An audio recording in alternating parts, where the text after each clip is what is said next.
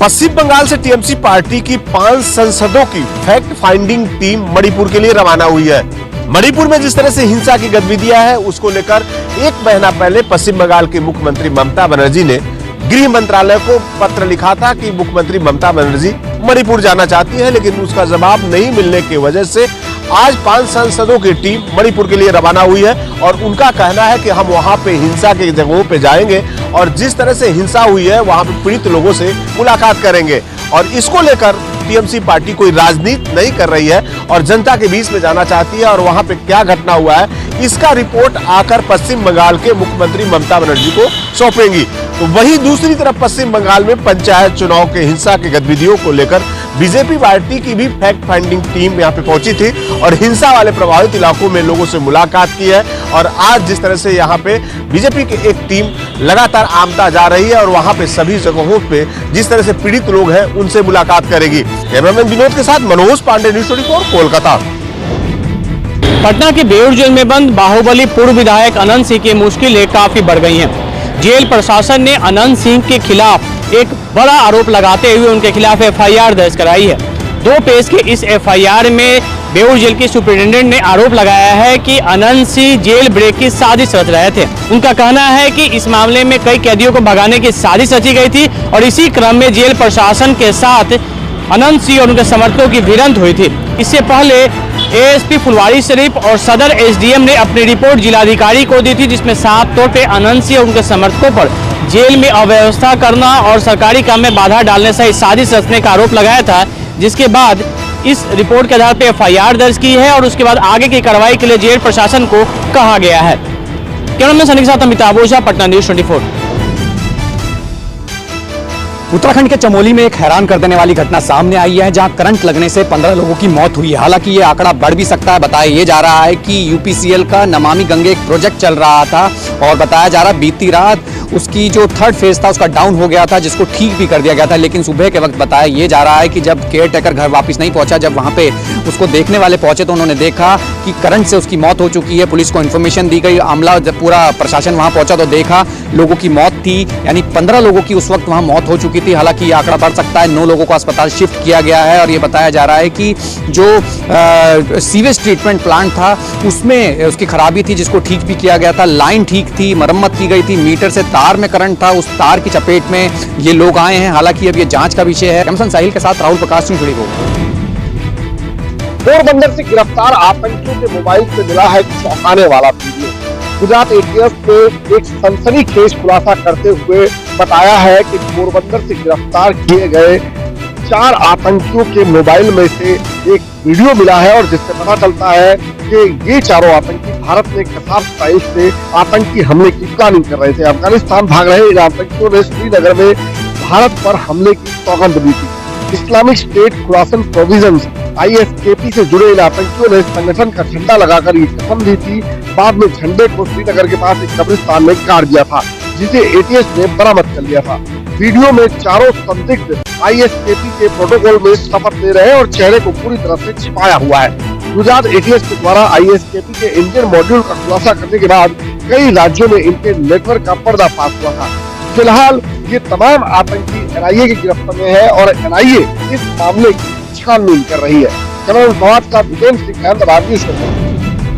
महाराष्ट्र की पुणे पुलिस ने 2 संदिग्ध आतंकियों को गिरफ्तार किया है, जबकि एक आतंकी भागने में कामयाब रहा। गिरफ्तार आतंकियों के नाम मोहम्मद यूनुस साकी और इमरान खान हैं। इन पर 5-5 लाख रुपए का इनाम है और ये मध्य प्रदेश के एक केस में NIA के वांटेड आरोपी हैं। यही कारण है कि पुणे पुलिस ने इनकी सूचना NIA और ATS दोनों को दे दी है। दरअसल पुणे पुलिस की टीम जब पेट्रोलिंग कर रही थी तभी पुलिस ने बाइक चोरी करते हुए 3 लोगों को पकड़ा। पूछताछ के दौरान उसमें से एक आरोपी फरार हो गया, लेकिन जो 2 लोगों के घरों की तलाशी ली गई तब पुलिस को कई संदिग्ध सामान मिला। इसके बाद पुलिस को पता चला कि ये दोनों NIA के वांटेड आरोपी हैं। इतना ही नहीं, बेंगलुरु से भी 5 संदिग्ध आतंकियों को आज ही गिरफ्तार किया गया है। जब अखिलेश ठाकुर के साथ इंद्रजीत सिंह, न्यूज़ 24 मुंबई। उत्तरी कश्मीर में नियंत्रण रेखा पर मत्सिल कुपवारा इलाके में आज फोर्सेस द्वारा मिलिटेंटों की एक बड़ी घुसपैठ को नाकाम करते हुए इस इलाके में 2 घुसपैठिए मिलिटेंटों को मार गिराया गया है।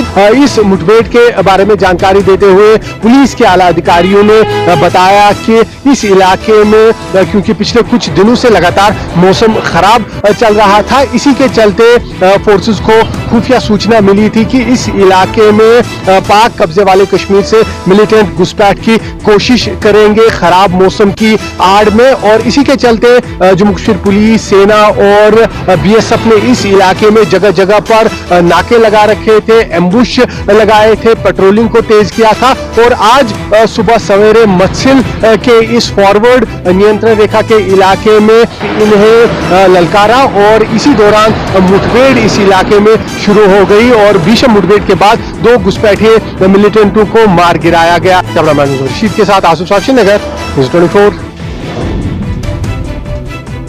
में हुई आतंकी साजिश नाकाम। जी हां, 5 संदिग्ध आतंकवादियों को वहां से पुलिस ने धर दबोचा है और कहा जा रहा है कि बैंगलोर में धमाका करने की योजना थी। आपको बता दें कि 5 संदिग्ध आतंकवादियों के पास से 7 पिस्टल, 4 करीब वॉकी टॉकी और विस्फोटक बरामद हुए हैं और कहा जा रहा है कि जो धमाका होने जा रहा था बेंगलुरु में, उसमें जो संदिग्ध आतंकी है जुनैद, उमर समेत और लोग वो बैंगलोर के अलग अलग इलाकों से थे और उन्होंने विस्फोटक और साथ ही साथ कई अलग जो है टेक्निकल ट्रेनिंग ली हुई थी। 2017 में भी ये 5 संदिग्ध जो आतंकवादी है वो हत्या के मामले में जेल जा चुके थे और ऐसे में सेंट्रल क्राइम ब्रांच ने इनको धर दबोचा है और अब तमाम जो सवालात हैं उनसे किए जा रहे हैं और कहा यह भी जा रहा है कि परप्पना जेल के भीतर ही ये तमाम जो संदिग्ध हैं वो आतंकवादियों के संपर्क में आए थे, लेकिन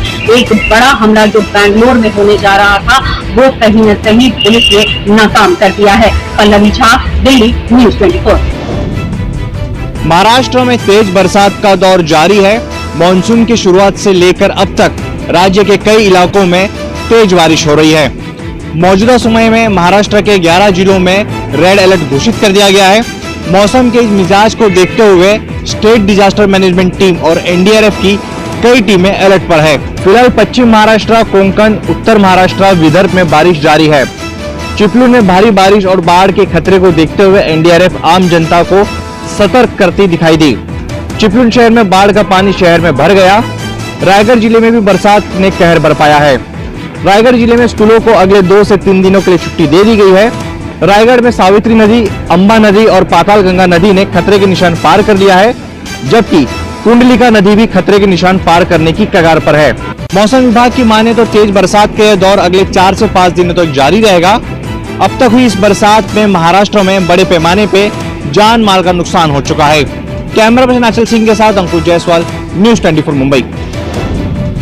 गुजरात में पिछले कई घंटों से लगातार जारी मूसलाधार बारिश ने गुजरात के कई इलाकों को जलमग्न कर दिया है। खास करके सौराष्ट्र और दक्षिण गुजरात में कल रात से ही बहुत ही ज्यादा तेज बारिश हो रही है।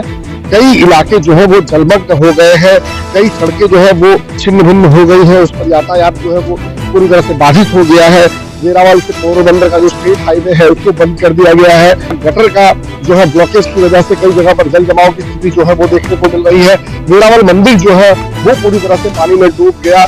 वहाँ की जो हिरन नदी है उसका जलस्तर बहुत ज्यादा बढ़ गया और इसकी वजह से आसपास के तमाम इलाके जो है वो जलमग्न हो गए। जिस तरह से मौसम विभाग का कहना है कि अभी और ज्यादा तेज बारिश हो सकती है और अलर्ट दिया गया है, ऐसे में स्थिति और भी ज्यादा खराब हो सकती है। फिलहाल की अगर मैं बात करूं तो बारिश अभी भी रुक रुक कर आ रही है और कई इलाके जो है अभी भी जलमग्न है।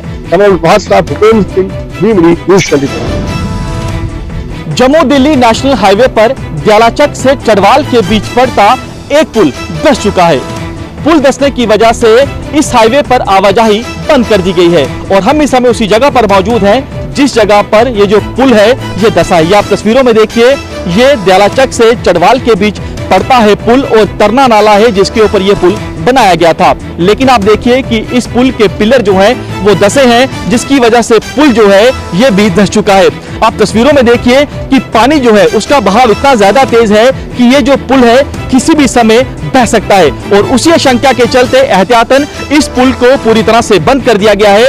ना ही पैदल किसी व्यक्ति को इस पुल से आने जाने की इजाजत है और ना ही किसी गाड़ी को इस पुल से आने जाने की इजाजत दी जा रही है। बारिश हो रही है, उसकी वजह से नदियां नाले उफान पर हैं, तो वहीं जम्मू दिल्ली नेशनल हाईवे के बीच पड़ता जो पुल है वो धंसने से हाईवे जो है आवाजाही के लिए बंद हो गया है। कैमरामैन पवन के साथ पंकज शर्मा, न्यूज़ 24, दियालाचक।